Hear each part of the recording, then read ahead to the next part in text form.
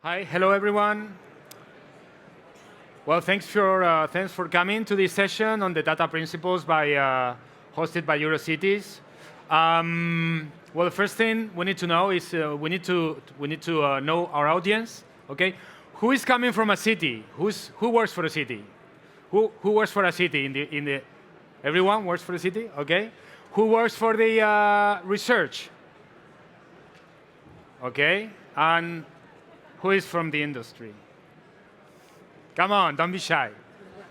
Okay, okay, that's good. Okay, because we need everyone. We need everyone to deal with data and with the way and with the technologies that are related to data collection, to data treatment, and of course to gather all the knowledge that we can have from data to make this society progress. We're here to present work that has been carried out by Eurocities Knowledge Society Forum. In Eurocities, you know, there are several forums. One is the Knowledge Society one, and has been really concerned about how to include the interest of cities and the interest, and by doing so also the interest of citizens into this whole data debate. And 1 year ago, we came out with the idea of making up a list of guidelines, of principles that we named citizen data, because we didn't know whether to speak about open data, big data, urban data. So in the end, we're cities, but we represent citizens. So we decided to speak about citizen data because citizen data is all this data that is collected in the public space, but not only in the public space, also is part of the citizen's life, part of their digital footprint when they buy, when they move around the city, when they work, or when they socialize. It's been a work that was initiated 1 year ago. It was initiated in my city, in Zaragoza, and it was culminated in the Netherlands, in Eindhoven, in the spring. And today, we're going live. So we're having here three city representatives, but 3 cities: Amsterdam, Barcelona, and Florence. And these are practical examples of what these 10 citizen data principles might look like in real life. There are many projects in cities about data, about how data should be put in motion to make our cities better, more livable, and very, very little of them fulfill all the 10 principles, because we're just at the beginning of this path. But we want to show you how some of these principles can be implemented in real work with the problems and also with the lessons learned. So if we could start with a presentation with the first one, please. Okay.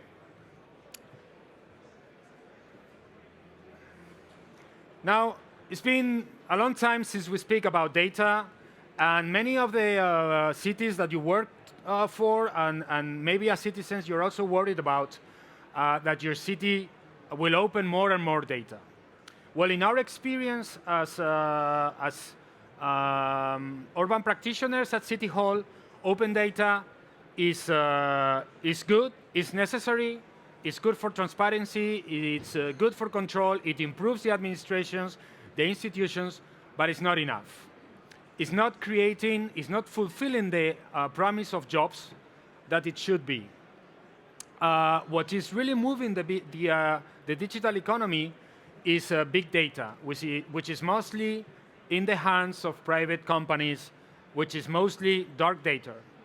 And it's very similar to the universe. The universe cannot be understood without looking at the dark matter and at the dark energy. Well, the same thing happens with data. So that's why one of the principles that we put here in this declaration is that somehow private institutions should go open, should open their data too. At what extent? That will be something that we will need to define. Now, this is the real situation of the smart city today. We're at the Smart City Expo, and the smart city, if city halls are not quick enough, are not innovative enough, at the end, the smart city is shaped by the big internet giants. They innovate so quickly that for city halls, it's very difficult to cope with this rhythm. And one of the problems is that these companies have been created over the knowledge that the big data creates. Many of them own the patents that make the big data technology possible. Okay, so at the end of the day, is at what side of the data divide do we want our cities to be on?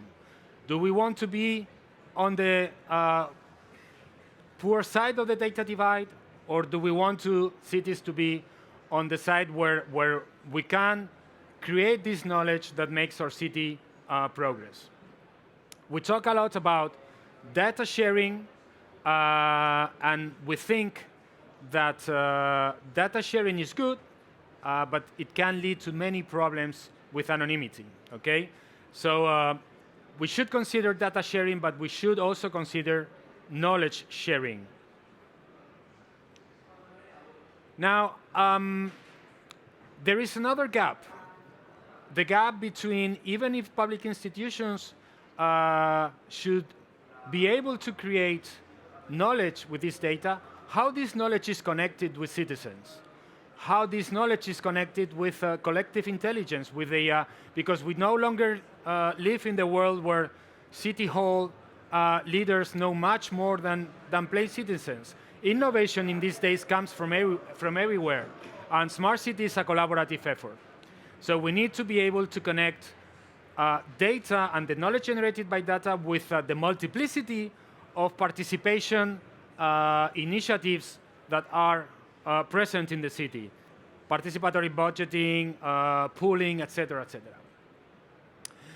Now, we need to face one thing, that at the moment that your data is in a database, your privacy is compromised. No matter what GDPR says, the moment you're in a database and your data is transferred through a communication network, your privacy can be compromised. And we need to deal with this. And there are many people, if you're coming from the research world, the few of you that are coming from the research world, you may surely be doing some research on new techniques about privacy, anonymity, etc. Now, but what do we want data for? We want data to solve real problems. And these are the kind of problems we should be concerned about in cities. Of course, depending in which city you live, in which part of the world, in which time of the century, you may be concerned with one problem or another. But we shouldn't forget that the problem solving is at the core of this whole exercise of putting data at work. And so everything, collecting data just for the sake of collecting data shouldn't be the purpose of cities, okay? We should adopt a very problem-oriented approach.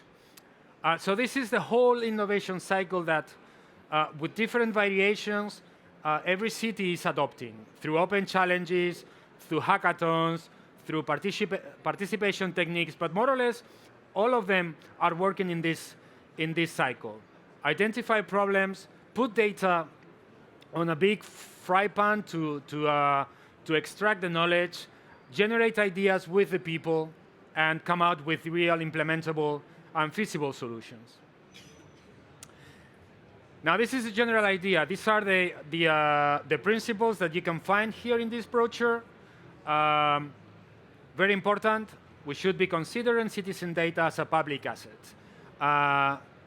If most of the people live in cities, and most people will live in cities in the future, and the data that is important is personal data, then cities are sitting on top of a gold mine, and we should be able to extract some of that value of that gold mine for the common good.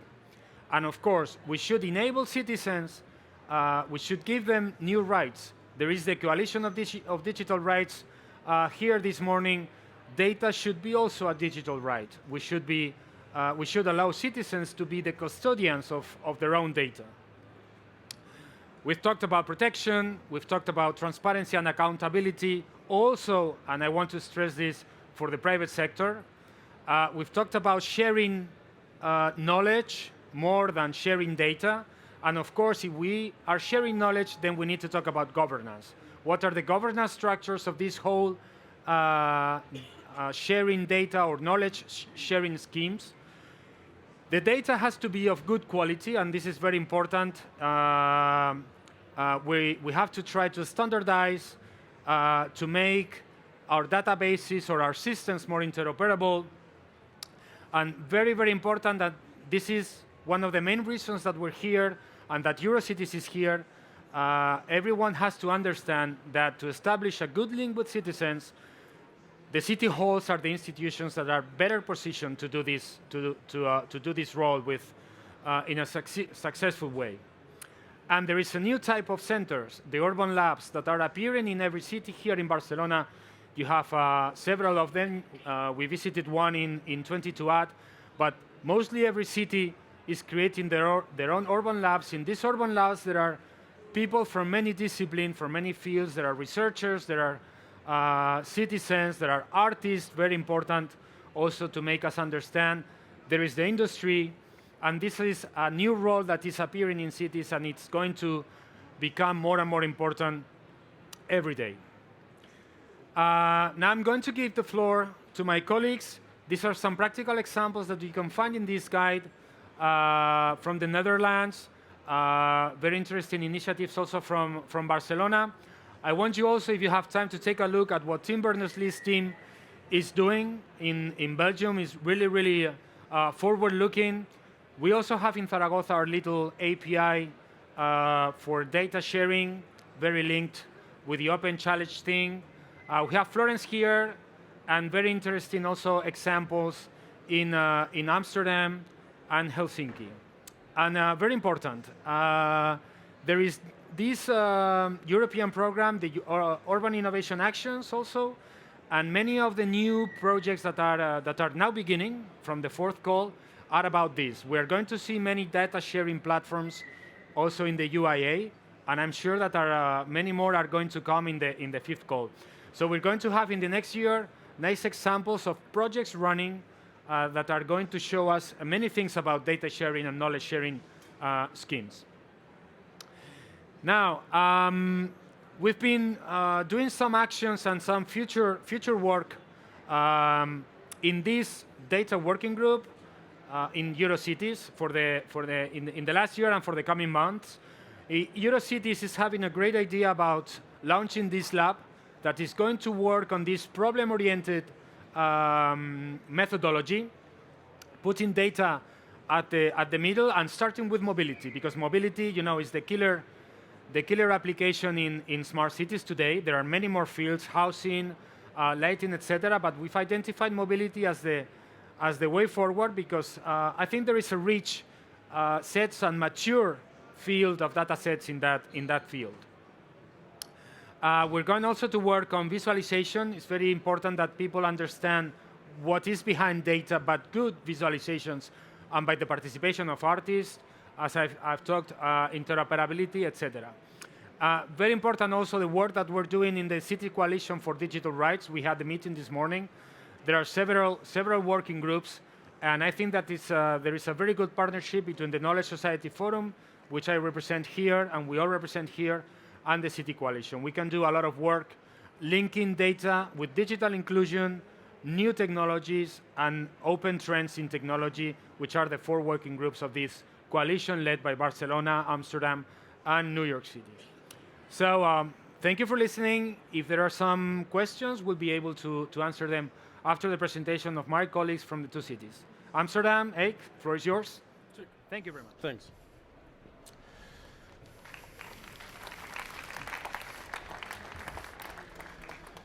I think Daniel set out the framework for the debate for the next hour, so thanks for that. And I think I can click what I want, but nothing appears. But in a minute, it will appear.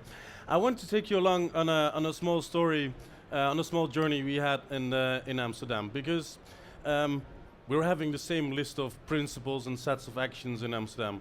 Actually, we were having debates with our national government, other cities, and we were having debates on all the minor details on what all these principles should be about. And I think we had discussions for a long time on those. Actually, we're still continuing this discussion because the moment more people join in on a set of principles, you can reopen the debate again. All this time, we were focusing on what we can do as a city, as a government, when it comes to data and data principles. Meanwhile, something else was happening in the city. Other people were having a stronger opinion than we had on what we should do about data. I've got one question for people. Who, besides working in the city, who once worked on a set of data principles or a data coalition or a manifesto? Who worked on one of those? A few. I think if I would ask the question in Amsterdam, almost every hand would go up. I think we've got so many manifestos, declarations when it comes to data, it's very fuzzy. Most of them are looking towards the government, what we should do when it comes to data. So a few people stood up and said, well, it's not only about what the cities should do, it's about what NGOs, what companies, what we all should do when it comes to data. When it comes to digital inclusion, when it comes to some topics I will address. I want to take you on a small journey about TADA. TADA is, if you haven't noticed, an anagram for data. For the people who didn't notice, happy to explain. And it's a movement of a few hundred people in our city, from people working at advocacy companies or non-profits, companies who are willing to do the ethical part of data, other governments. After a lot of meetings, town hall meetings at other places, this group came up with 6 principles around data. And it helped us shape our policy, our debate around data. An example, when we talk about inclusiveness in the city hall, we think that our website, amsterdam.nl, should be very inclusive and should match all the requirements when it comes to disabilities, etc. But the reality is that almost no one goes to our website. In your daily life, you have completely different routines. So we can be the best boy or girl in class, but in the end, doesn't have that much impact on daily life. So this manifesto of TADA said, okay, we should broaden up this idea of how do we think about data, principles around data. So if we design services, it's more important that we help or create a support structure. For an example, Thuis afgehaald, it's the Dutch version of takeaway.com. If you order food online, that should be an inclusive service. Or if we have neighborhood platforms, it should be inclusive as well. But most of the times it's really hard to do so because, well, it's always extra money that organizations don't have. And if we give them subsidy, we never ask, you should build an inclusive service before you build something. So it broadened our perspective on, should we only look at our own services or should we look a little bit broader? The second one, Daniel just referred to Tim Berners-Lee as an example. I think every other week, one of these companies, and of course Tim Berners-Lee is I think a different story, but every other week, one of the many data vaults knocks at our door and says, okay, can we please connect our data vault to your city hall? And in the beginning, we were like, yes, yes, because we want to be upfront with all the stories, and we wanted to be able to say, okay, yes, we are the first leading city who's giving people control of their own data. Until we realized, and that was the capabilities we didn't have in-house, to actually make sure that your data is safe over there. We have no clue that if someone says I'm building a data vault, that you're actually building a vault. We have no clue that it's actually there. Even with Tim Berners-Lee, no one knows for sure what's going on in the background of that the thing he's building. So who am I as the city of Amsterdam to say, okay, that one is safe, that one is not? So it came up with a new discussion. Who owns the data? Who is in control? A discussion we were having for a few years. But it also raised the question, what is the role as a city? And that's why I think we should contribute on a coalition of cities for digital rights to make sure that we actually have a clue to talk to these kind of companies. Because as a city, we're just one of the many partners in the debate on how do you get control over your own data. Of course, we're building solutions ourselves. in a few months' time, if you live in Amsterdam, you'll truly have access to your own data. But that's only a really small part of the whole story when it comes to data and data sovereignty. The other one is tailored to the people. It sounds pretty obvious. I think that's when you come to principles and data principles. But still, the moment we think about transport or transport for disabled people, we still think that people should go in a different category when we look at the kind of problems. We opened up our own data infrastructure together with many partners in our city to make sure that we can look a little bit more broader than we're doing now, that only at looking at categories of people or etc. We're able to look at individuals. And I think that that's a really important one. We should be the guardians for people that your data is safe, among with other institutions, I think. But we should also be one to make sure that we use the advantages of these people. We're talking a lot about AI in rooms behind me, but how does it help to make life of people easier? Open and transparent. One of these many principles, I think they're around since 1992 or so. But still, it's really hard to do so. So how do we, for one, transfer a little bit of debate for only being open as a town hall, because any traffic company, if you're a Volkswagen or if you're Uber, doesn't really matter. You probably know more about traffic, about most of the cities than City Hall does.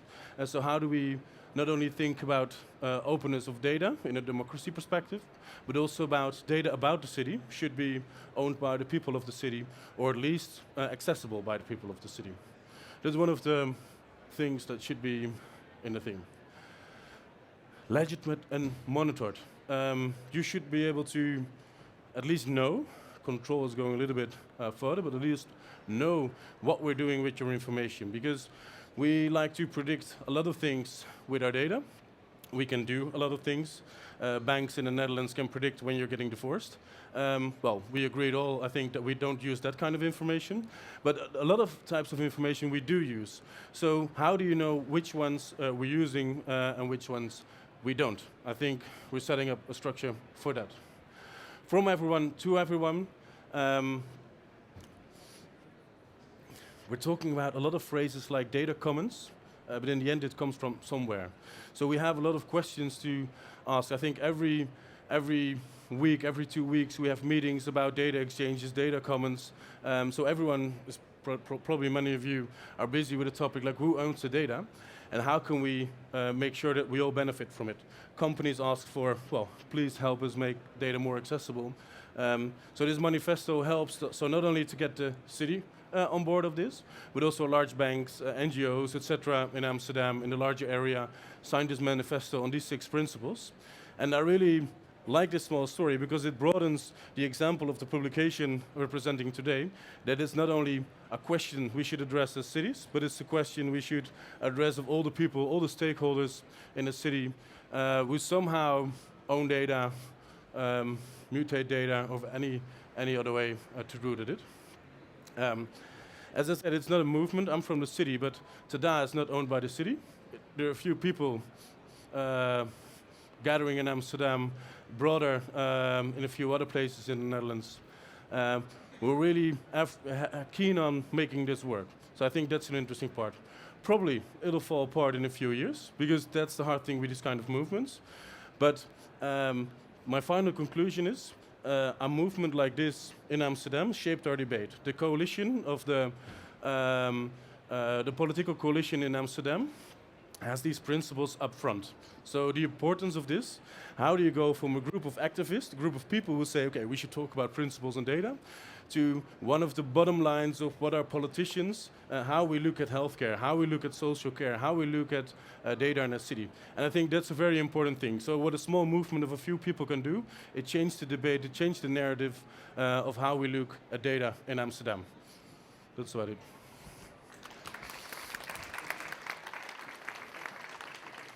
Okay. Any question for Ake? I've got a question. Was this really a bottom-up movement, or it came up from top down? Well, most of the times when we talk about bottom-up in the end, it's not bottom-up. Someone paid them to be bottom-up. Okay. But this one is actually, it is bottom-up. The irony is that now, somehow bottom-up movements, in the end, someone needs to eat as well. So we're searching for constructs on how to make this a little bit more sustainable. But that's also the downside, because the moment I get involved, not always the case, but the energy gets a little bit down. So how do we make a construct where it's not the moment the city enters the movement? How do you keep the energy alive? Because that's a very important thing. Yeah. Okay. Okay. If there are any other questions, we have time to ask them to Ike afterwards. So I give the floor to Maria Jesus and the people from Barcelona. Hello. Thank you very much for inviting us, and thank you very much on behalf of the City Council of Barcelona to Eurocities to have selected our project, Barcelona Data Soberta Challenge, as an exemplification of one of the data principles that you have listed. Of course, data, as Daniel says, are very increasingly important in use, production, commerce, but it will be also interpretation. You can live this way of the data.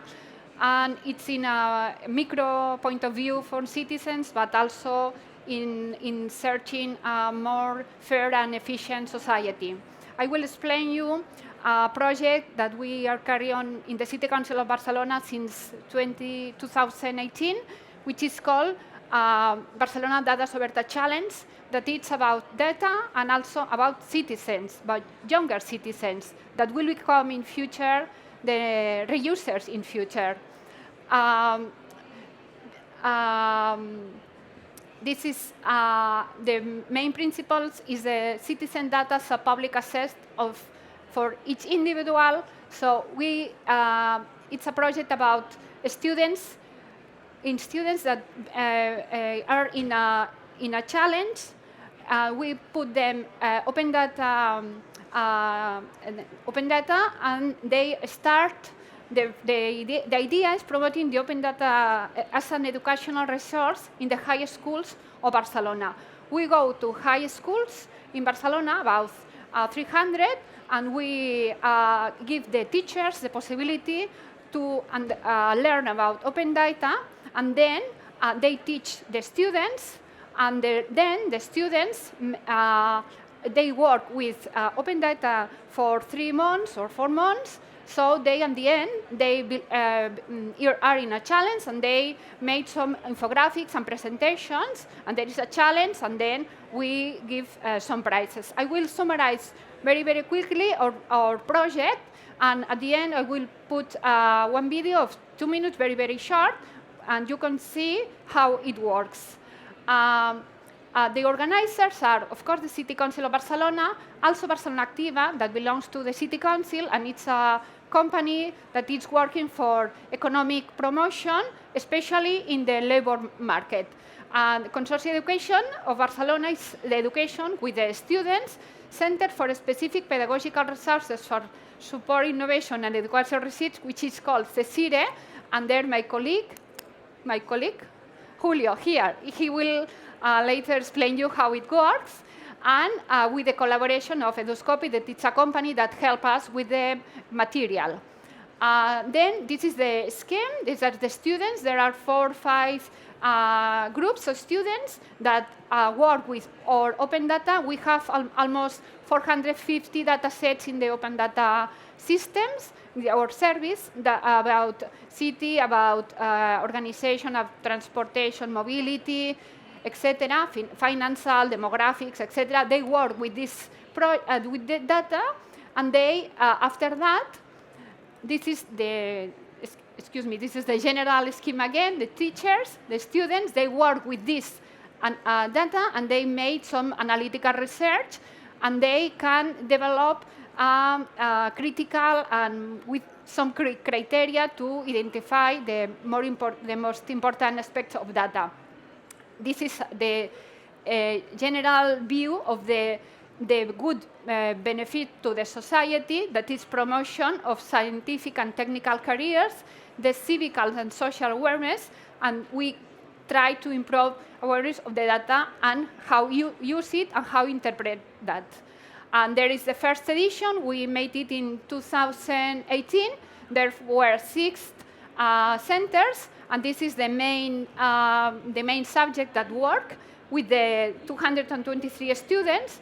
And this is the infographics they do. You have to think that these people, 3 months ago, they didn't know absolutely anything about data. There is people about 14, 15, 16 years old, and they do that. This is about social cohesion, about more or less average of income in the different neighbors of Barcelona with different items like labor, housing prices, income, etc. This is the second one, which is about Wi-Fi points in Barcelona. This is about housing. This is about different, in one square, which is called Gracia, the different paths to go to transportation. This is about, again, Wi-Fi points. And this is about car crash in the city. This is the first edition, and this is the main view of the last, the day that when we give the prizes. And this is the second edition. It's more or less the same, but every year are more students and more teachers. And there are the main presentations. In the last edition, this is gentrification. Maybe some of you come from cities where gentrification is a problem. This is about commerce. It's where to put my shop in the city. They study several items, and they decide where is the best place to put a shop in the city. This is also about commerce. This one is about, it's a mixture about how to use the use of libraries with income, average income in the neighborhoods. This is about immigrants. This one is about, I don't remember, excuse me, I don't remember this one. And this is about animal rights. And this is, I can see it. I don't remember too, excuse me. And this is the last point of the last edition. And we are now working in the third edition next year. There are about 40 teachers learning, and you must think that every teacher is almost 60, 100 students that are working with the data. At the end, the prices are only 6, but maybe you have 600, 700 people that have learned about how to use open data. And now my colleague will explain you the educational research.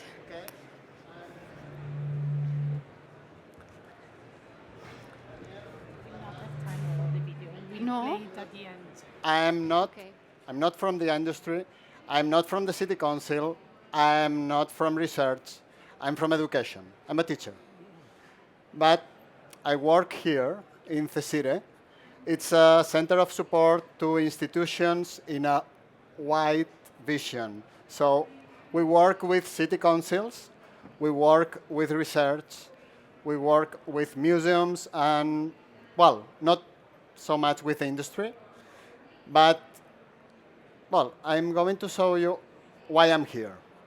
Because we give support to the city council in a lot of projects, but because of this triangle, because our students are citizens now. They are living in the city, and they have to know what is data. Because our society is evolving, you are quite aware of that, and we have a responsibility. I think this is the main point. As a center of support, when the city council came to us to ask for support, and perhaps the number are not quite high, we are talking about 300 students, but we have to think about the teachers, because it's what we think is the big link, the most important. We have been training around, perhaps we have trained now 60 teachers in using open data and doing infographics. We have a lot of subjects at schools, but now we have also projects. And our students, well, part of our students, they know how to use this data. They know how to analyze and take conclusions about it. And okay, I think it's important because you people from industry research, city councils, you are not teachers. You want to, or I hope, you would like to show why open data is important. But you need support from the people who know how to teach your sons, daughters, or your pupils. And I think this link between Barcelona Activa, City Council, Consorcio de Educación, and also the city, which we are from education, it's crucial. And I think we can put the video and so, well, it's the final event, it's a party, but I think it shows very well how it works when they are engaged. Yeah.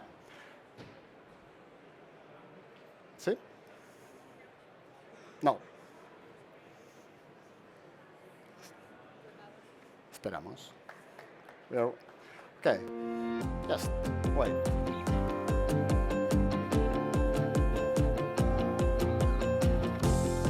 Benvinguts a la segona edició del repte Barcelona Dades Obertes. Aquest projecte s'ha convertit en una iniciativa que és pionera a nivell mundial i és una idea que en el món de les dades obertes ha generat molt d'interès.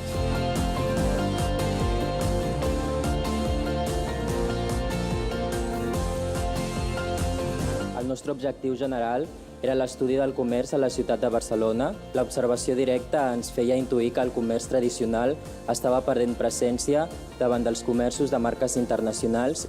L'Open Data és una magnífica excusa per conèixer millor com funciona el món. Perquè els nostres governants, els nostres polítics puguin decidir i puguin prendre decisions de com volen el futur, cal i és molt important tenir informació correcta i ben treballada i ben analitzada.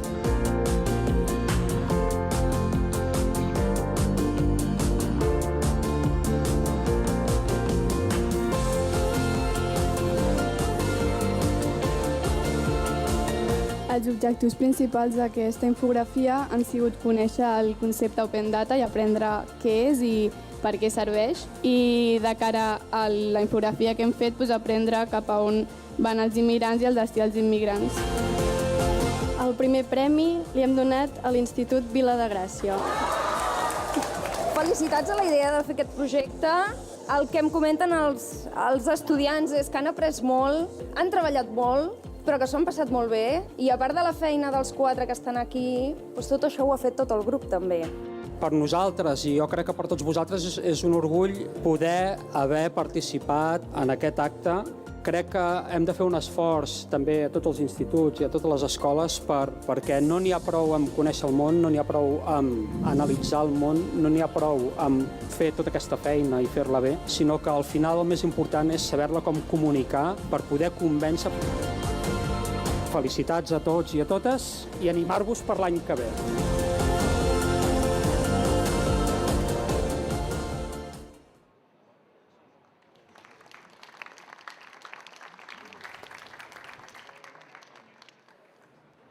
Thank you very much. Well, the advocates of fake news must be very sorry because there is a whole new generation that is learning to work on facts and on real data. So I'm told that we've been a little bit out of time, so I give the floor to Gianluca from Florence to explain your data hub. Okay, good afternoon. Good afternoon. I also want to thank Eurocities for having called us this afternoon. So I'd like to share with you, I'm from the city of Florence, municipality of Florence, from the IT department, and I'd like to share with you our point of view for a city data hub. So how we conceive a city data hub and how we are trying to implement it. First, we try in Florence to have a holistic approach to innovation and technology and the smart cities. So we are trying to put together technologies, citizens, and city organizations. I'll explain in a few minutes how we are putting together all of these three things. So the idea is we are trying to engage with students, startups, and professionals, and we are trying to involve the main city organizations in all the data projects that are relevant for the city management and city services optimization. So our governance model is basically composed of a smart city plan, and also with EU projects, so a digital agenda and EU projects, so replicate project and the smart city lighthouse project, which is very relevant for our city, and also a very interesting action plan that we are carrying out with utilities, because we think that in a smart city, utilities are, of course, one of the most important actors, and we tried since the beginning to involve all the public utilities of the city through an intermediary, so an association of public utilities, and we are developing an action plan with them for sharing data, for sharing their communication channels, and to put together innovation with utilities. Now we are in the moment of modifying the contracts with utilities in order to involve them into the smart city control room, into our data sharing projects, and into the open data platform for the city. So this is a bird's eye view of what we are doing in Florence for digital innovation. So in particular, we are now in the moment of building the Smart City Control Room, the platform. You can already see it in the Snap4City booth in this exhibition. We are using this platform. Our mayor, basically, is also using this platform since last year. And we are also doing a lot of work on public Wi-Fi network, and of course also in open data that we started in 2012, and we had now many experiences of sharing open data with other types of cities, with many different types of citizens. And of course, the engagement. So here we have a moment in which we are training professionals of the city on how to use open data for their daily job. We particularly were focused on architects, engineers, and people working on building permits, for example. They are finding open data really useful for their daily job because they grab the data from the open data platform. They don't need to call tens of offices to get their data when they use them. So they actually have benefit in their daily work, okay?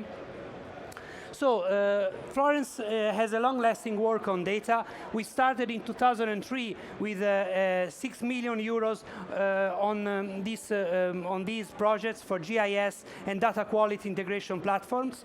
And then we started working on open data with the App Showcase and with engagement, and big data and the Smart City Control Room, so the City Data Hub. And so the work with public utilities also for sharing data. And now we are working for the Smart City Control Room and for the City Data Lake for the citizens and for the departments of the municipality, and also for public utilities, of course. So we are now in the middle of building a data lake platform at regional level. So we got the project, the replicate outcome, the Smart City replicate outcome, and we are bringing it at regional level for a regional Smart City platform with Tuscany region. On open data usefulness, many times I hear people asking us who is using open data, no? Are they useful or not for people? I can say that it's not just a matter of amount of people using data, but it's a matter of variety of people using data. So in these 7-8 years, we had a lot of different examples of people using our data. We had this researcher proposing up a sound map of the city, an emotional sound map. She's now doing this project in Berlin as well.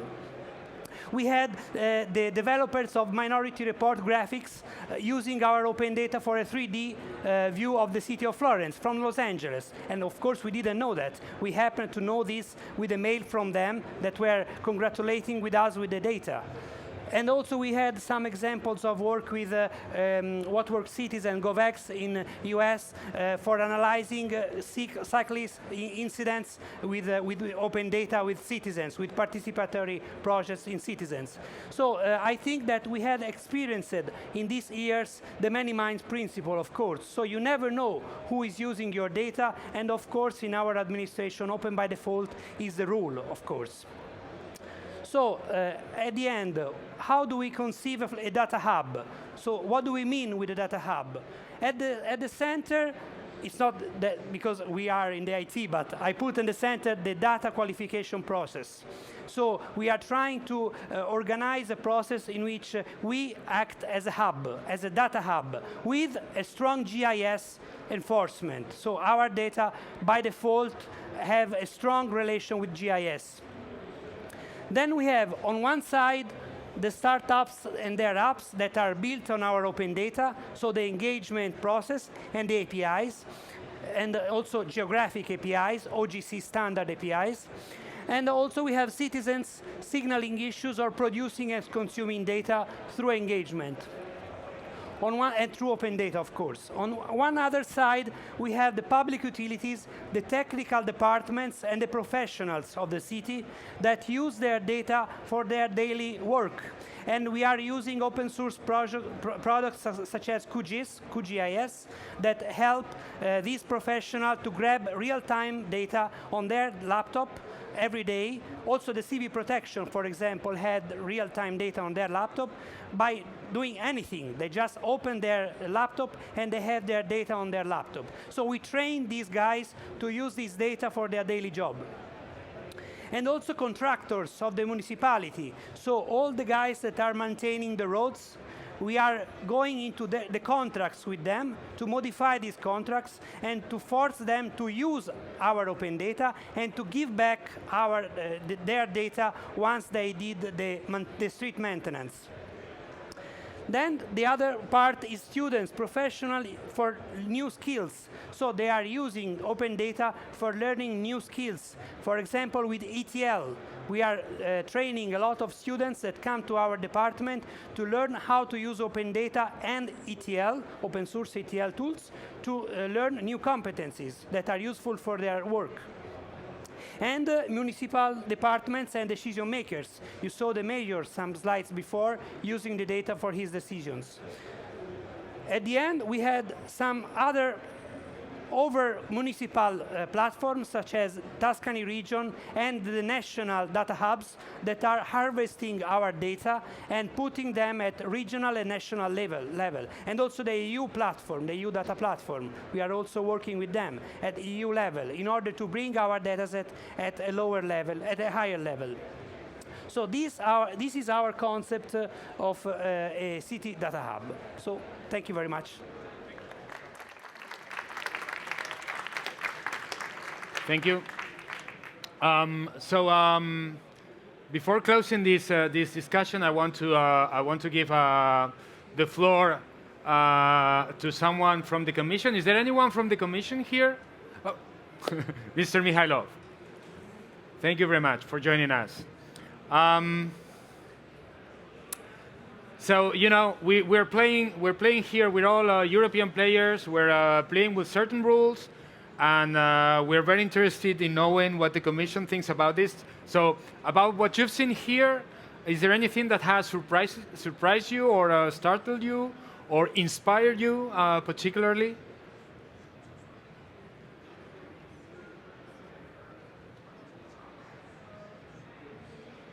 To be honest,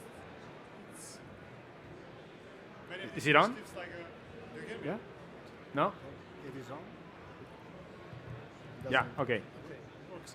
So to be honest, many of these things like the Replicate project, for example, is a Lighthouse project that we have financed. So it's not something that we haven't seen. It's not something that we have written the code, we are following this, and we know what they're doing. Speak up a little bit, please. Also we have worked with Barcelona, with Amsterdam, and so on, looking at what they were doing. They're participating in our initiatives.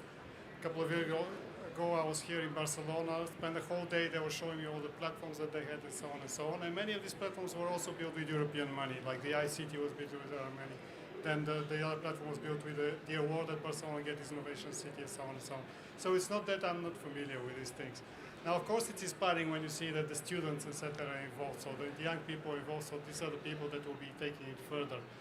And of course, it's inspiring to see that people are getting involved and getting interested into doing these things.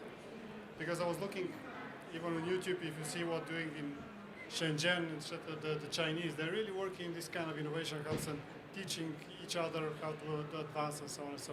So we should be even faster than them. We should be kind of doing it better. Okay. Yeah, we've seen in the news very recently that there is a huge plans about data, about some of the concern from Europe is about to regain some of the sovereignty in the data field. So is there any particular plan, or is there anything that you can tell us? Maybe from or you can anticipate some of the conclusions of this expert group on business to government sharing. Are you able to give us like a premiere on some of these issues? I personally am not so much involved into this group business to government, so I don't know all the details there. Okay. But data is very much on our radar, and it's dealt with in all the different. A little bit closer. Closer, yeah. Okay. So data is very much on our radar. If you look at what we are planning for the next framework, for example, that there is in the digital year program. Not only are we going to deploy massively platforms, city platforms throughout the European Union, but also we are looking at how with AI we're going to deploy a lot of testing and experimentation facilities around the Union, again, for people to test, teach each other, etc., etc. There will be the digital innovation hubs, again, in the same program. This digital program is a deployment program or scaling program. And then there is also another part which is about the common data spaces in Europe in different fields, such as energy, environment, transport, and so on, or mobility. And there again, we are working to make sure that the necessary data sets will be available on European level in order to achieve what we're trying to achieve. Again, it was said in one of the presentations, maybe in yours, that we shouldn't just look at the data, but what we're trying to achieve. So we're starting from there and making sure that on European level we have all the data. Okay. So these are some of the initiatives that we're... Okay. Well, is there any question for any of our speakers from the audience? Any questions? Okay. Do we have... maybe I can have the microphone. Say who you are, please. Hi, thank you very much for this. This is very interesting. My name is Beatriz Botero. I'm a researcher at Harvard University. I'm curious about how, especially the Firenze hub, is legally constituted. So one of the issues that I've seen in some of these data sharing between the public and the private sector is that many times the public sector has obligations to disclose to the public under transparency laws. And one of the trickiness of data sharing is how can we share this data and yet keep it private so that maybe competitors, but also in general, is not disclosed. So I'm curious about how maybe all of you, but I guess it's relevant in yours. How do you go about it? Thank you. Okay. Okay. Okay. Okay. Okay. Okay. Well, in the, some of the data that we are putting into the data hub are in open data. Another part is shared across all the actors, but not as open data. So there are critical data that are not shared in open data, but are shared in the offices, in technical offices with login, authentication, and so on. Of course, you need to work at the contract level. So you need, with public utilities, you need to work at contract level. So you need to put the value of data into the very contracts with the public utilities, because otherwise you don't have the word data into the contracts for water management, for example, or garbage collection utility. So you need to put these words into these contracts. And well, with private parties outside, usually we work with public calls and then with agreements after these public calls. So right yesterday we opened another call for proposing ideas on open data or digital competencies on the city, so anybody can answer to that call, and after that we can sign a contract, an agreement, let's say, a private-public agreement for example, receiving data set from a student or from a startup and putting them on the open data platform.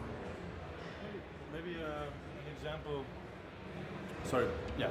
Maybe an example. 2 weeks ago, we had a lot of cities present in Amsterdam on a data exchange initiative, because there are many examples nowadays. Most of them good, some are bad, but the thing is, we don't really know. So we made a comparison of a lot of data exchange initiatives. What are all the requirements? How to work with it? Also, because on one hand, we're waiting for what are we going to do European-wide. On the other hand, well, we've got issues today in our city. We do need the access of information about mobility from traffic companies. So we really want to speed up this debate, but we don't want to do something we have to redesign in a few years because, well, we have completely different set of regulations. So it's a really search and, well, we want to be upfront because we've got real issues at the moment. On the other hand, how do you cope with that? We made a comparison. It's, you can read it on towardsamdex.org, and that's where we, well, a few reports on these kind of comparisons. And also, why? Because a lot of assumptions we discovered are not there. A lot of, an example, a lot of car companies do want to share their information with us. They only want to know that their competition is not getting it. That's their main concern. So if we can provide that, that's the thing. Another example, also, you see all the word package passing by. Another one, we're finishing up a 3-year EU project. It's called Decode. And that's where we worked on one hand, together with Barcelona and Amsterdam and a lot of universities, 2 aspects. One is more the set of principles. How do we create words and arguments to regain control of our own data? And the other one, how can we provide a technical infrastructure? Because it's quite complicated. It's pretty easy to say, okay, we want our own cloud, but how do we do that? How do we create a trust infrastructure to actually build it?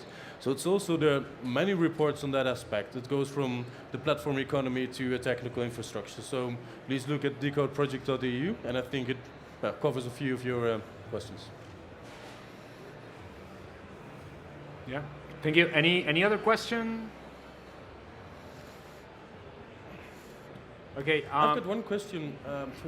You see all the European projects passing by, and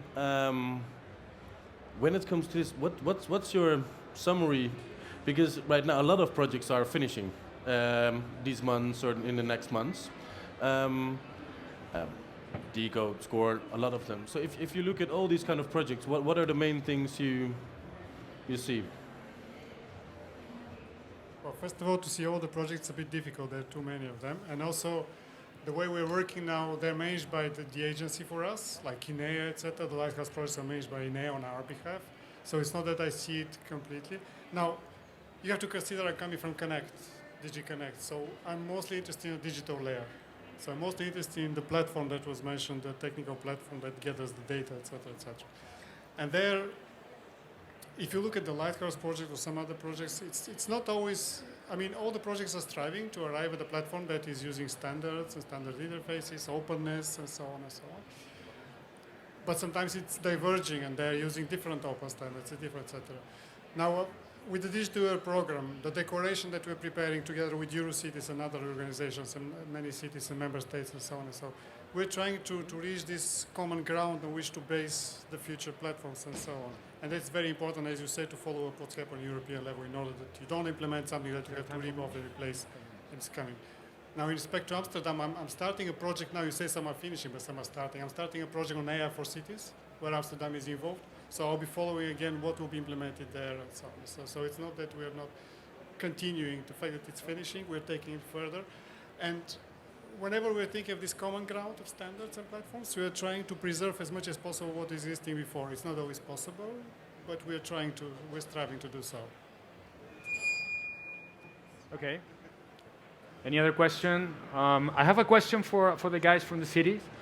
If you would be to name a single project or a case where we have gathered some extra knowledge thanks to data that we didn't have before or that we have solved a problem, could you name one example of a project that we've been able to solve with data that we didn't know how to cope with it before?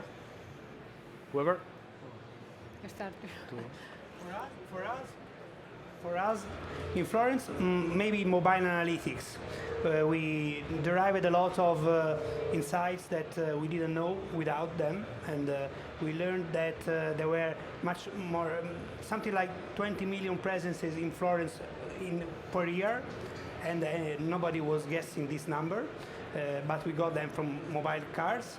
And also we learned a lot about how people is behaving in Florence night, day, and from where they're coming and where they are going, and it was very useful for us. And you got that with the mobility card. Yeah. You got that data. By buying big data from mobility operators. Okay. Okay. In our case. Buying. Yeah. Buying. This is important. So mobile operators are collecting our data and selling that to cities. Yeah. Okay. For us, it's also mobility, and also we don't buy data. We have a change with some private company with other systems, because if they have a contract with us, we put in the contract, okay, that's okay. We make that service for the city, but you give us some data, then you collect things that you are working with us. Yes. So they give us the data. Well, and there is mobility, but I think there is another item that is very important in Barcelona, that it's the social connection, especially, for instance, one small project with older people that are living alone in their houses. So we are making some kind of we know what they need, and we can be connected with them with a tablet, and we know their necessities. It's a kind of, it's not very glamorous, but we think that in Barcelona is very helpful for this kind of people that are not very used to with machines, and they can use it very, very, very easily. Mm-hmm. I think responding to your remark on buying data from telcos at the moment, so if someone has experience on that, please give a signal afterwards, because at the moment we're trying to look into, from a judicial perspective, can we make regulation that data about the city should be public. So on one part, what we can govern is procurement. So every new procurement we start, we're trying, we have it already, but we not really know for sure if it's plausible yet. Data about the city should be owned by the public or by us. And the next phase is, can we, with local regulation, make sure that data about the city should be public? Because in the end, we're together, probably the four of us are spending a lot of money buying data. And if we look a few years ahead, it's going to be an enormous amount of money. So we should do that. On one hand is, of course, voluntarily. A lot of companies are definitely willing to work. Another one is having some requirements, like business-to-government data concerns. And there's a group, I think we need some regulation for it. So this is where we're trying to do so. Yep. Okay, well, thank you very much. I think they deserve a big applause. And now we welcome Michael Donaldson. He's the new commissioner from Barcelona City Council, Digital Commissioner. Michael, thank you for coming. And does this work? Yeah? Okay. It better work because we are at the Smart City Technology Congress. So if this doesn't work, okay. Thanks a lot for holding here. I know it's been a long day, so I won't take you much of your time. It's a great pleasure to have host this event. as co-chairs of the Knowledge Society Forum in the Eurocities, we are very happy on the work that's been done on this publication. I'm not going to talk much about Barcelona Barcelona Municipality Office for Data. We've got the stand there if anyone is interested. Maria Jesus Calvo and Pau Balcells, they can surely talk about any issue. But I wanted to share with you a concern that's arising lately.